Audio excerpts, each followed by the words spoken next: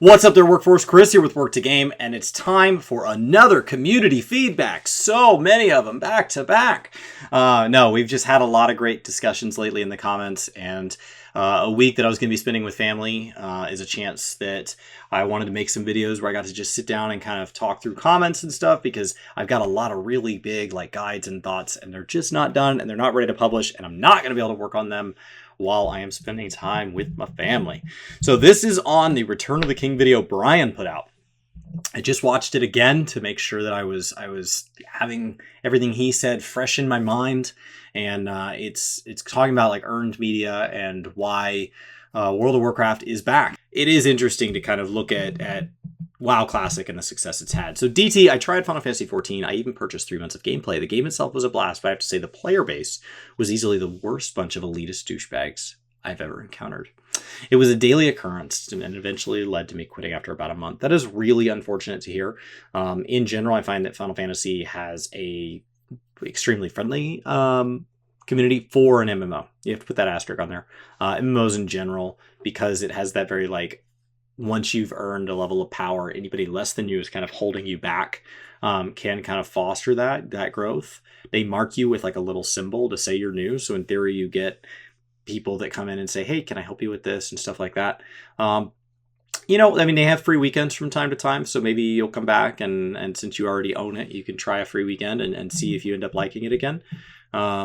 But hopefully you just found somewhere to land that is a game you're happy with, because no matter what all these numbers say, no matter what some YouTuber says or anything like that, the most important thing is that you're enjoying the game you're playing.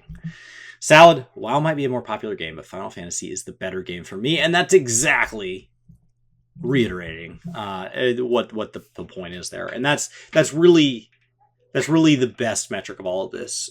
Finding a reviewer or a content creator that aligns with you some. I mean, don't totally go put yourself in an echo chamber, but can help you with reviews and stuff like that. Finding somebody that tends to at least have a similar taste as you when it comes to what kind of games they like is a great way to kind of know if you should buy a game or something like that. Or going watching live streams. That's a really, live streams is an incredible tool to go see a game in action. So, Feral, when it came to WoW Classic, I heard from my Discord friends saying they couldn't even play Classic because the servers were so stuffed that my reaction was laughing that people must be desperate for that nostalgia feel. And I think a lot of people thought that nostalgia would be this big initial rush, and then the game would settle in and people would realize, I don't like this, and they would quit. But I still have a wait, and it's November.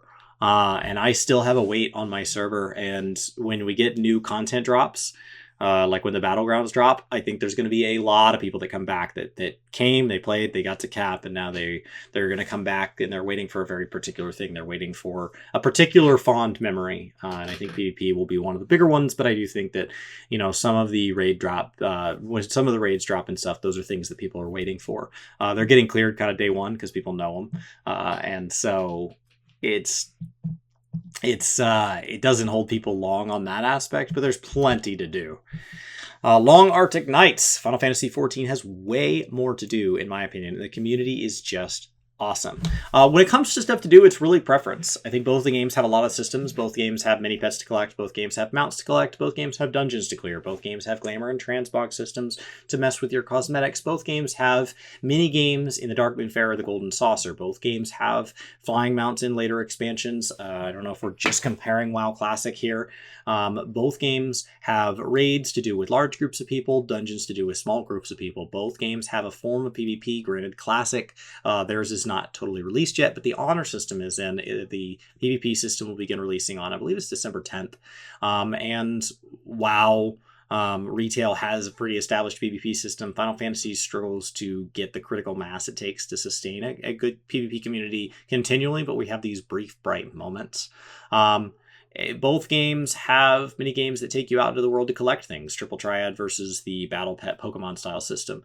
Both games have economies with a market border auction house. Both games have crafting systems that have deep aspects of them, either collecting all the recipes or, mastering high quality on all the things. Both games have seasonal events. The list goes on and on and on and on and on and on. Leveling up all the classes and all the professions and things like that in both games can take a very long time, and there is plenty to do. there are aspects of the community in both that are very fond, but I tend to find that in my personal experience and in the experience in the corners of the internet I hang out on, the Reddit, when I go out to Reddit, when I go out to Discords, when I'm in comment sections on videos, when I'm in comment sections, chat sections in streams, I tend to find that Final Fantasy has higher highs and lower lows, and WoW has somewhere more in the middle. That's my personal experience. I don't know how you'd even begin collecting data to back that up. I just in general find that Final Fantasy seems to care about you playing their game, both good and bad. So if they don't like the way you play their game, they don't want you to play it. WoW is a lot more of like a, I don't care, man. Like, you do you. And a lot of that has to do with the tone of the systems. Like when you had in Legion like an add-on that literally, when you showed up to a daily quest, it was like, hey, do you want to find a group for this? And you clicked yes, and it said, here's your group. And then you finished it and it left the group. Like, it's, you literally, there was no player interaction there. So like, I think that keeps a lot of the frustration from forming, but it also keeps a lot of the bonds that form. So Final Fantasy has the more fond, has the more wonderful, deep friendships still that something like WoW Classic can foster versus WoW Retail. But the downside of that is that we've seen and covered here on the channel some pretty excessive handful, very small group of people that can really spoil an experience. Soda Bend, thank you, but no one cares about who is watching what. WoW is on the way down. Classic is losing players left and right and center. As nostalgia gives way to cold, hard reality. So, I mean, every MMO is better at launch than it is as it goes. So, in that aspect, yes, they lose players, but then they come back at patch. And then expansion is always the high point again. I don't think they're losing players left, right, and center as they report record subscriber numbers and they record record profits. So I don't know what you define as on the way down, but the numbers simply do not back that up. As for no one caring about who is watching what, I think that game companies do care. I think that advertisers do care. And I think that anybody that clicks on earned media videos that we post at least cared enough to click. So I think there's numbers that say someone cares. Maybe not everyone, but using the words no one, like it's very binary. So it's either true or false. So if I can find even one person that cares, that's a false statement. And so I think that, yes, it may not be the majority of players that care about who is watching what, but in general, when something tops Twitch, there are people that click on it just to see what the heck is going on. So in general, there are people who do seem to be affected by those numbers. It's why you see things like Twitter and Instagram debating on whether or not likes should be public, because it has an effect on people's mental health. So, and the way they view things, it shapes their opinion. So I think that I disagree with your statement almost in every aspect of it. Let's see. I disagree that people do care. I disagree that WoW's on its way down, and I disagree that Classics lose. Yes, so I disagree with the entire statement here. But best of luck to you. Patriarch of the Sith. You know, good for WoW, but I'm having the time of my life playing 14. That's awesome. And nobody is saying that if WoW is back to being the highest subscribed game, that's the only place fun is happening. There are people having fun in BDO, ESO, EVE Online, Guild Wars 2, Destiny 2. There are people that like Anthem. There are people that like Fallout 76. So like both of these games have a lot to do. And if you have never played either and you have friends playing one of them, I don't care which one it is. If you are debating on whether or not to hop in with them, the answer is do it. Like, they are both huge games. And even if the current content cycle, whatever time in the future you're watching this video, even if the current content cycle does not appeal to you, both of these games have such a backlog of content as they've been running for more years than I know off the top of my head. You can just go back and run old stuff. So like they are huge, huge, huge theme parks. So even if there is ever a day that the current ride is not something that interests you, just go ride other rides. John, McDonald's is the most popular and profitable fast food restaurant. That doesn't mean their food is good. I don't think they're the most profitable fast food restaurant. And if popular you mean by number of locations, I believe that was held by, I want to say last time I checked, it was Subway worldwide.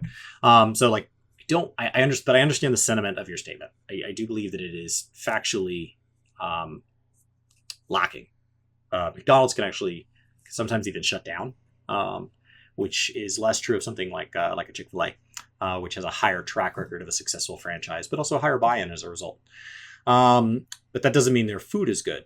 I mean, I don't think Brian's video, when I listened to it, I don't think I heard anywhere in there that it means WoW is good.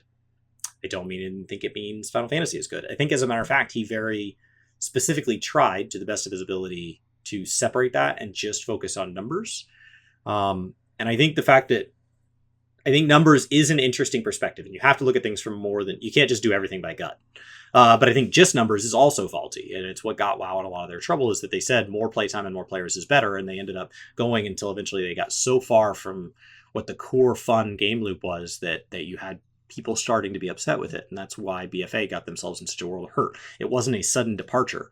BFA was iterative on Legion, Draenor, Pandaria, you know, Cataclysm, Lich King, TBC, and Vanilla. Is that all of them?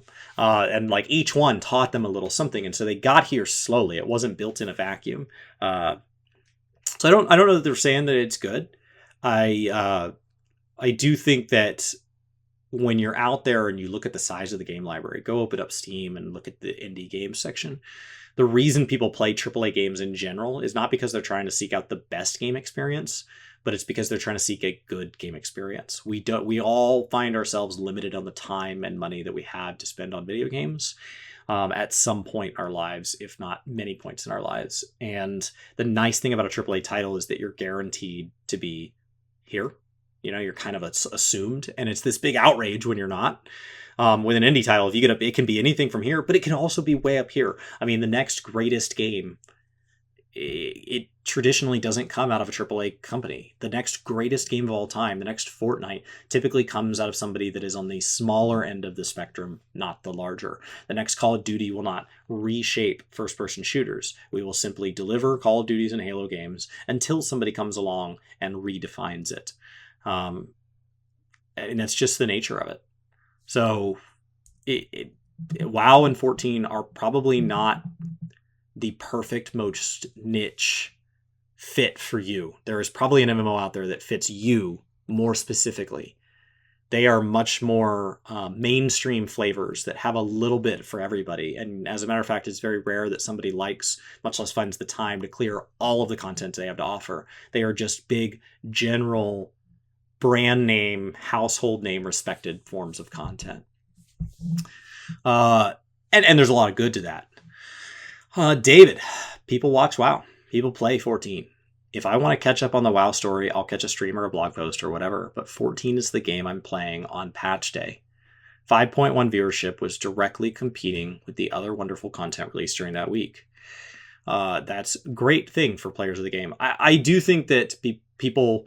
the way we play both games is so different that the content generated around them is inherently different. People don't want to watch 14 content because so much of it's story driven. I don't want to watch somebody else read the next chapter of a book I'm reading. I want to read it myself. So they don't want spoilers.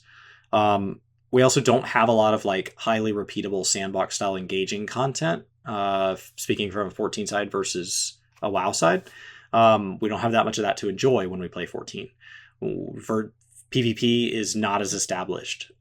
You get 2 ultimates in expansion. So yes, they're these spike in views, but they're not the consistent mythic prog M pluses. So there's not that continued high end, let me watch somebody who's doing something I cannot do. There's very little of that in 14. Watching somebody clear something you can't clear is exciting. And 14 generates very little of that content. You can get a taste of more of the content. So I think there is an inherent difference there. I don't know which one's right.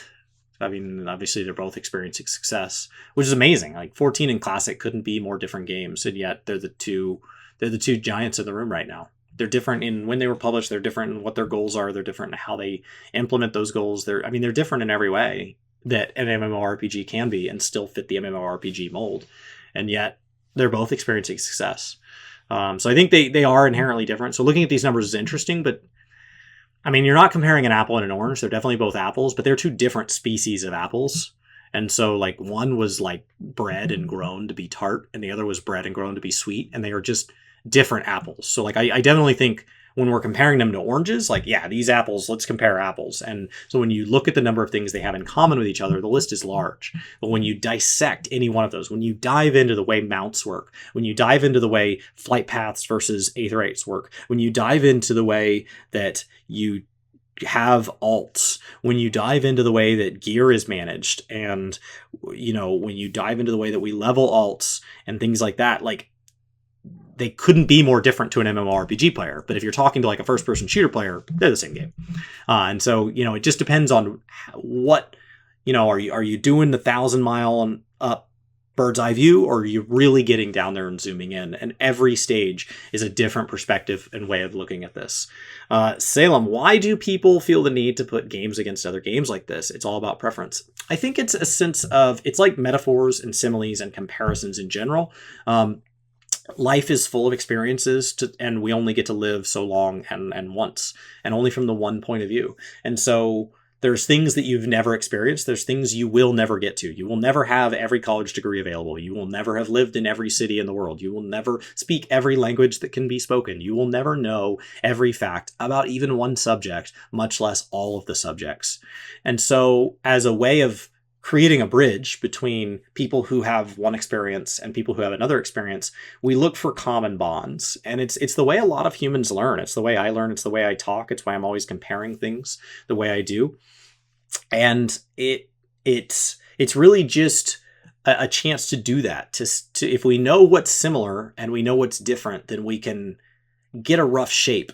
Instead of me trying to describe from the ground up what my wife looks like, I can reference other people we know.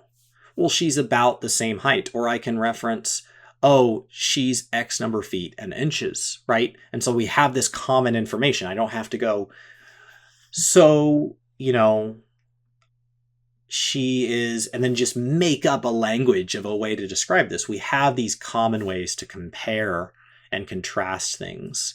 And it's the same with games, right? So instead of trying to describe each system from the ground up, which would take forever, if you could even get somebody to understand you, we can say the combat system is kind of like this other game, but it's got a touch of this other game.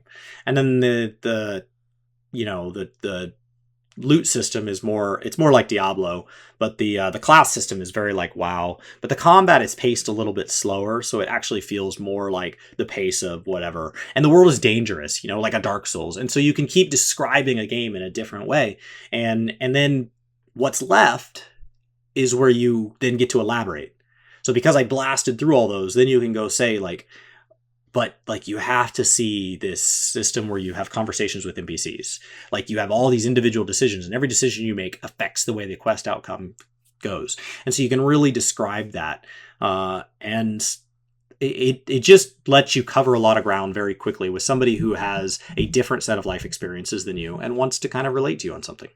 Bob, still don't get the appeal of watching somebody play a game I can play myself. I look up stuff, but to actually sit and watch somebody play is not fun for me. I like having it on in the background, especially at times when I can't play or times I'm playing and they're doing something different than me or whatever, especially with things like Ultimate.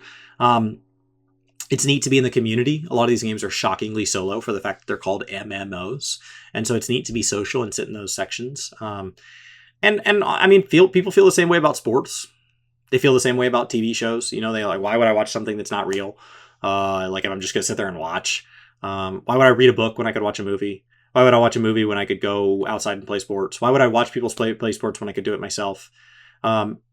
It's just entertainment. I mean, that's really what it comes down to, is what entertains you. That's it. It's just raw entertainment. And we all take different forms of entertainment in based on how we're feeling or the time we have or the location we're at or what's available to us or who we're with. And just like there's a place in my life for board games and video games and streams and Netflix and everything else, there's a place in my life for when I go outside and do something physical, you know, go snowboarding or go ride a bike or whatever. There's a place for that. And I get to choose how much each of those things fits in my life. There might be some of those things that I don't ever do.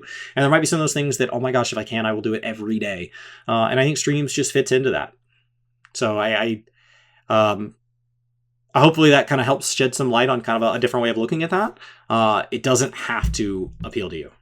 Ken, seeing that WoW went down such a bad path, that they had to wipe the slate clean, it says something. I mean, it says several things. So first of all, it says our tastes have changed, because I think if they just left WoW Classic alone this whole time, people would have gotten bored of it. So, I mean, I think along the way, those changes made sense at the time that they were made.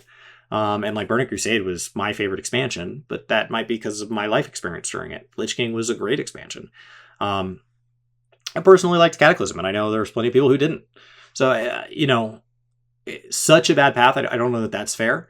And I think sometimes it's just fun to go back. You know, like it's fun to watch an old movie. It's fun to do that. I think WoW Classic is inherently different now because we can do it while streaming. We can do it with videos and stuff like that. So I think it's a lot different. But yeah. Blackwing. I would like to see a subscription analysis. I think WoW is still ahead, but the numbers should have gotten closer than this. I don't really think content creators are a good statistic to use as an analysis on how popular a game is. Too many factors involved, not the least of which is Twitch boundaries and advertisement contracts. I've lost faith in a lot of Twitch numbers. I mean, yeah, we would love to see that, but they don't reveal those. So we run on what we have. We can run on financials. We can run on viewers of streams, YouTube, Mixer, whatever. We can run on number of Google searches. We can run on number of players at events. We can run on number of accounts created ever, because they do reveal those numbers. And we can try to take an amalgamation of all those and say, this game has higher in all of those things. So it's very likely that they have a higher active player base. But they're never going to reveal their actual numbers. They just don't show their hand like that. But I would love to see it. I'm right there with you. Purgatory. I couldn't care less about streaming, and I'm unconvinced that it's important except for content creators. So it's definitely important for advertisers, and some of those advertisers are game companies. So like, just because you don't do something doesn't mean it's not important, and then it doesn't drive things. Like I personally don't play Fortnite. It doesn't mean Fortnite's not having an impact on the gaming culture as a whole. It's changing the view of gaming. It's got us in the mainstream. You've got an individual player winning $3 million that legitimizes gaming in a way that nothing else could. Uniquely in that way. I mean, there's other ways we can seek legitimacy, but that way is unique. And Fortnite gave that to us as a community, even though Fortnite's not my game of choice. Not liking something or not knowing about something or not seeing something doesn't mean you can't see its effects and its impacts. So it is still something that has an impact. How you measure that is very difficult because there's all these factors going on simultaneously, right? People's amount of income shifts. So the amount of consoles they can afford in the first place shift. The importance that people put on video games shift. The amount of personal time that people have in a society. If we were to move from a 5-day work week to a 4-day work week, does that affect video games? It seems like it probably would. And so like lots of things can have a factor and they're all happening simultaneously. It's why the political discussions around things like crime, immigration, healthcare, taxes, all of those things are so hard to objectively prove because each study on its own tries to isolate something, but we're in a dynamic world with a lot going on. So I definitely think it has a factor. I don't know how much that factor is. I mean, maybe we're just steering things that are already kind of headed that way. Maybe we are the reason it's successful. I think the numbers must be substantial enough when you get behind closed doors to justify the kind of things like purchasing Ninja to come over to Mixer. But I don't know. I don't know where they got their math, and we don't get to see any of it. So I don't know. It's interesting information to look at, but I don't know how much weight to give it for more or for less. Writer. See, the thing is that Final Fantasy XIV's biggest draw is its story. Most story-based games aren't that popular as streaming because the travel time is boring. People prefer Let's Plays where they can cut out the junk. WoW relies heavily more on combat and gameplay, the raids, the dungeons. Story doesn't matter anywhere near as much. Along with world PvP, it's easier for random engagement and people flock towards it. Final Fantasy XIV streams very well when Savage and Ultimate come out, but they're not what most people look at 14 for. They are not even what most people come to Final Fantasy the series for. Yet I've yet to see any Final Fantasy game do well in streaming compared to Let's Plays. I will say that WoW is also crushing us on YouTube. speaking of, since we are predominantly, the majority of our library is 14, I tend to still kind of identify us as 14 players first. It's also our main game currently. But I've played a lot of WoW over the years. So like I definitely, if somebody asks, are you a WoW player? The answer is yes. So I will say that 14 is a very different kind of content creation. I think 14 and ESO to kind of lump it in there, both tend to also have communities that don't seem to want content creation as much. So when somebody new comes along, if they're not doing it the way that the community wants them to, they tend to push that person out instead of allow them to exist. As opposed to, there's a lot of WoW communities, and like the PvP community does not care about the Goblin community, the gold makers. They just don't care. They're not saying like, why would you play this for money? That's so stupid. I play it to kill people in PvP. Like they just don't watch the videos. And so like you don't get that same visceral outlash where like I get comments that say like, I'm going to go on Reddit and post negatively about you now. Why not just not watch me? Like that seems like less effort. Like, why is it worth going out of your way? Like it just seems like you're just dragging negativity in your own life, because it doesn't drag any into mine. Because like I'm not in the thread where you're posting, because I don't spend a whole lot of time Googling myself. I mean, we got YouTube analytics that already takes up enough of my time. So I don't know. I do agree the games are inherently different, and so their relation with content creation is different. But I don't know that we're winning on Let's Plays. I think across the board, WoW is better for content generation, and the community is hungrier for content creation than Final Fantasy is. So therefore, bigger void, more creators. Koizumi, whatever it is, MMORPG is making a comeback. I am happy for that, because there will be more people playing and potentially making new friends. That's a great way to look at it. I think in general, the number of gamers, the amount of money being spent on gaming, the interest in gaming is on the rise. And I think MMOs as a genre are not struggling to take their piece of that pie. I think that it's good for all games that MMOs do well, and it's good for MMOs that all games do well. So it's a great time to be an MMO player. I do think that it would be interesting to see a shift in the way MMOs are played to have them more accurately reflect the way we currently play games in their development cycle. Right now, your two choices seem to be a theme park where everything is fairly casual and all people can get to all things, or there are these like hardcore grinds where it's like, oh, you can't play BDO unless you're willing to spend money, or you can't play WoW Classic unless you have all the hours in the world. It would be neat to see some form of hybrid. I don't know what that looks like. I'm not a game dev, but it would be interesting to see somebody shock the format a little bit. Luca, nostalgia factor? Kind of a stupid reason to like something, but okay. Also, where does WoW Classic go from here? Keep releasing past expansions till they get back to BFA? And then when that happens, they'll announce WoW Super Ultra Classic. The zombies who follow Blizzard will fall for it and pay for it. I don't think categorizing people who like Blizzard as zombies is fair. I think by the same note, then Blizzard people calling all Final Fantasy XIV fans weebs doesn't make name calling doesn't make your point come across cleaner, better, or more thoughtful.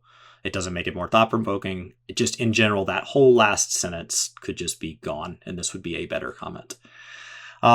Nostalgia factor, I understand not seeing why people like that, but it's true of all people, man. I mean, we go see remakes of movies. Sequels traditionally perform worse, according to reviews and critics and user reviews, and yet they traditionally make more money.